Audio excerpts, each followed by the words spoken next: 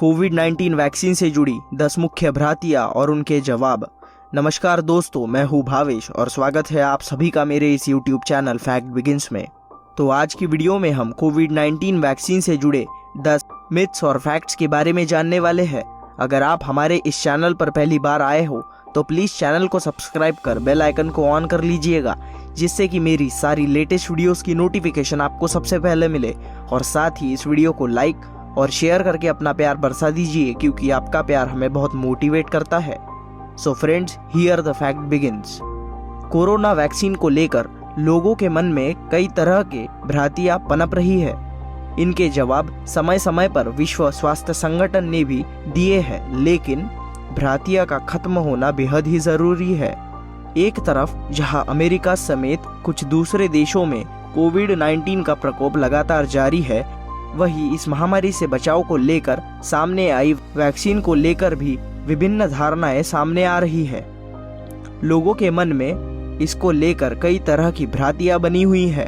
मन में उठते इन सवालों के कई बार विश्व स्वास्थ्य संगठन भी जवाब दे चुका है। इसके बाद भी ये भ्रांतियां पनप रही है। ऐसे में इन सवालों के जवाब दोबारा जानना जरूरी हो जाता है। तो आइए दोस्तों, शुरू करते हैं पहले सवाल के साथ। जल्दबाजी में तैयार की गई है और लोगों को जल्दबाजी में लगाई जा रही है। लोगों का ऐसा मानना है कि जल्दबाजी में तैयार की गई है और जल्दबाजी में ही लोगों को लगाई जा रही है ये वैक्सीन। पर दोस्तों, आइए जानते हैं सूत्रों से इसका सटीक जवाब। दुनिया में बनने वाली कोई भी वैक्सीन कभी भी यूं ही लोगों को नहीं लगाई जाती है। इसकी एक पूरी प्रक्रिया है जिसको पूरा करना जरूरी है। इसके 3 अहम चरण होते हैं, जिसमें सबसे पहले वैक्सीन का प्रयोग जानवरों पर किया जाता है। इसके बाद दूसरे चरण में कुछ लोगों पर इसका ट्रायल किया जाता है और अंतिम चरण में इसको हजारों लोगों पर ट्रायल किया जाता है। इसके बाद ही किसी वैक्सीन को मरीजों पर लगाने की स्वीकृति प्रदान की जाती है। ऐसे में ये सवाल पूरी तरह से बेमानी हो जाता है। हाँ, लेकिन इस बार पहली बार ऐसा देखने को मिला है कि महामारी की वैक्सीन 1 वर्ष के अंदर ही खोज ली गई है। यह एक बहुत बड़ी उपलब्धि है।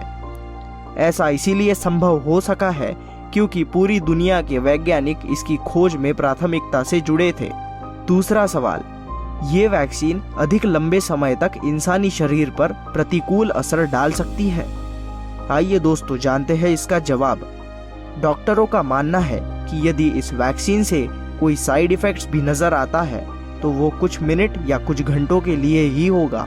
हालांकि अब तक इस तरह के साइड इफेक्ट्स नजर नहीं आए हैं जिससे घबराने की कोई जरूरत हो।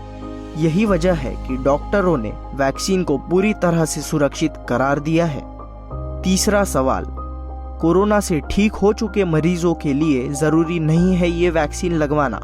दोस्तों, इसका जवाब है अमेरिका के सेंटर फॉर डिजीज कंट्रोल के मुताबिक जिन लोगों को कोविड-19 संक्रमण हो चुका है, उन लोगों को ये वैक्सीन लेनी चाहिए। शुरुआती आंकड़ों के हिसाब से बात करें तो पता चलता है कि वैक्सीन कोविड-19 से बेहतर सुरक्षा प्रदान करने में सक्षम साबित है। डॉक्टर कनिंघम के मुताबिक महामारी के शुरुआती दौर में जो लोग इसका शिकार हुए हैं, उसका टेस्ट नहीं किया जा सका। इसकी वजह लैब का ना होना भी था। ऐसे में उनके शरीर पर प्रभावों का आकलन किया गया था। ऐसे में इस तरह के शोध 100% तक सफल नहीं कहे जा सकते हैं। चौथा सवाल, वैक्सीन को लगवाने से हो जाएगा कोरोना?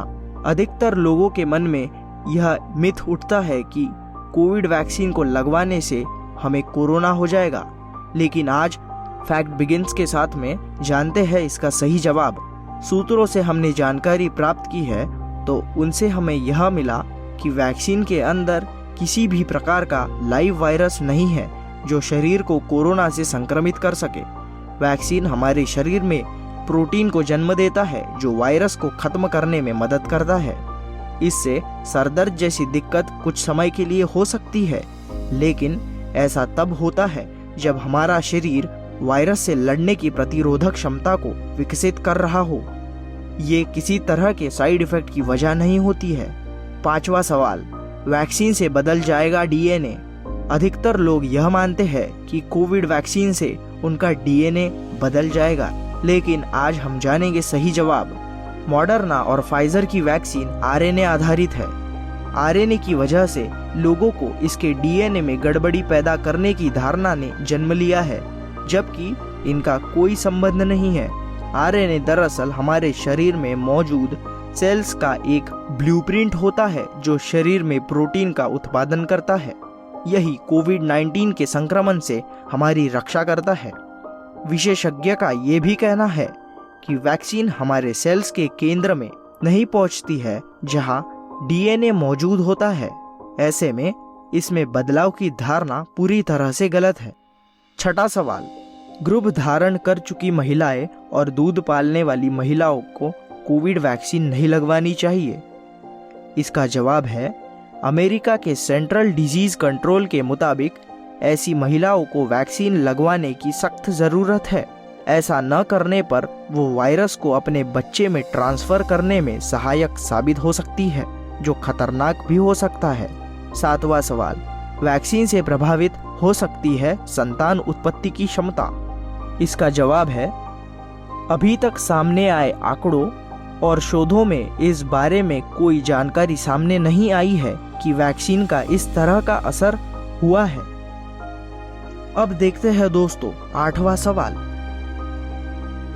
एक बार वैक्सीन लग जाने के बाद मास्क लगाने की कोई जरूरत नहीं है। इसका जवाब है, विशेषज्ञों समेत विश्व स्वास्थ्य संगठन का कहना है, वैक्सीन आने और लगाने के बाद भी लोगों को मास्क लगाने और एक दूसरे से दूरी बनाए रखने के नियमों का पालन करना होगा। ऐसा न करने पर वो संक्रमण के शिकार भी हो सकते हैं और दूसरों को भी नुकसान पहुंचा सकते हैं। लिहाजा इस महामारी के पूरी तरह से खात्मे तक एहतियात रखनी बेहद ही जरूरी है। नौवां सवाल, लोगों का मानना है कि वायरस के हर एक स्ट्रेन पर यह वैक्सीन काम नहीं करती है। आइए दोस्तों अब जानते हैं इसका सही जवाब। कोरोना वायरस के कुछ नए स्ट्रेन सामने आ चुके हैं। विभिन्न कंपनियों ने अपनी वैक्सीन को इसके विभिन्न स्ट्रेन पर टेस्ट पर सफल पाया है। वहीं विशेषज्ञों का ये भी कहना है कि नए स्ट्रेन को लेकर पूरी दुनिया में शोध चल रहा है। ऐसे में यह कहना जल्दबाजी होगी कि वैक्सीन सभी स्ट्रेन पर कामयाब होगी या नहीं। दोस्तों अब देखते हैं 10वां यानी कि आखिरी मिथ, वैक्सीन से पूरी तरह से खत्म हो जाएगा वायरस। अधिकतर लोगों की यह मानसिकता है कि हम एक बार वैक्सीन लगा ले तो पूरी तरह से कोरोना वायरस खत्म हो जाएगा। लेकिन आज हम जानेंगे इसका सही और सटीक जवाब। सूत्रों के हिसाब से इस सवाल के जवाब में पूरी दुनिया के वैज्ञानिक शोध कर रहे हैं। वैज्ञानिकों का कहना है कि यदि दुनिया की आधी आबादी को भी वैक्सीन लगा दी जाए तो भी बाकी बचे लोग भी सुरक्षित हो सकेंगे। इसकी बड़ी वजह यह भी है कि ऐसे में इस वायरस का वाहक बनने से रोका जा सकता है। तो दोस्तों ये थी हमारी आज की वीडियो कोविड-19 वैक्सीन से जुड़े 10 मिथ्स और फैक्ट्स के बारे में। उम्मीद है आपको वीडियो पसंद आई होगी और साथ ही आपको कुछ नया जानने को मिला होगा। अगर हाँ तो प्लीज इस वीडियो को आप अपने लोगों तक भी पहुंचाएं ताकि उनको भी इन फैक्ट्स के बारे में पता चल सके। और साथ ही इस वीडियो को लाइक करके जाइए क्योंकि आपका एक लाइक हमें बहुत मोटिवेट करता है। मैं मिलता हूँ आपसे ऐसे ही किसी इंटरेस्टिंग से फैक्ट के साथ। तो तब तक के लिए bye bye and stay safe.